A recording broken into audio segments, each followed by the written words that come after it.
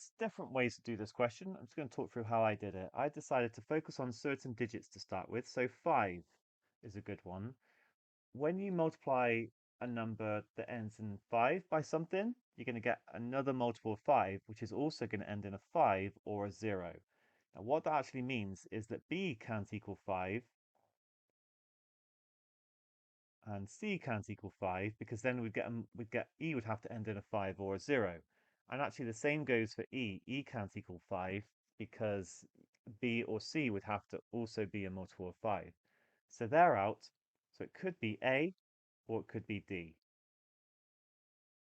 Okay, I then decided I'm going to take a look at number 1. So there's no way that C could equal 1 because then AB would equal DE.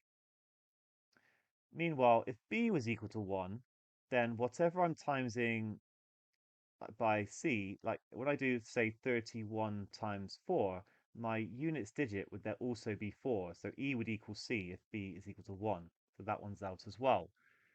And then finally, if I take a look at E, how could I get a units digit that ends in a 1 when I multiply two numbers? Well, I'm not allowed to use 1, remember, because I've already eliminated that from B and C.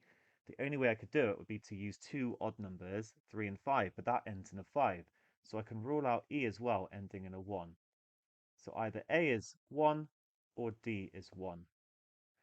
Now let's just look at these two scenarios. So if I had A equal to 5, then I'd get 50 something times something is still a two-digit number. And remember, this can't equal 1, so it's not going to be possible.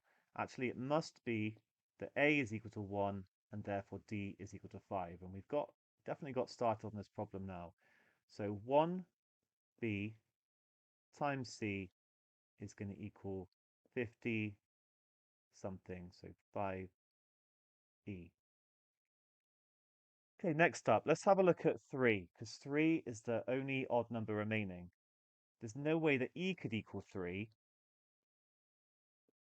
because I've got two even numbers multiplying together then to give an odd number.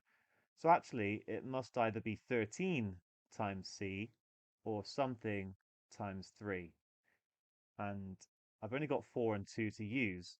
So I want to get into the 50s, I'm going to have to make this as big as possible. So I've only got 13 times 4 or 14 times 3 to try and get me a number as big as possible. And actually 13 times 4 is 52, so this all checks out. Whereas this one here, I would actually get 42. This is going to be my answer for A, B, C, D, and E. Which of the letters represents 2? It's going to be E. So that is not the only way to do this question. Have a look at the official solutions. They do it in a slightly different way.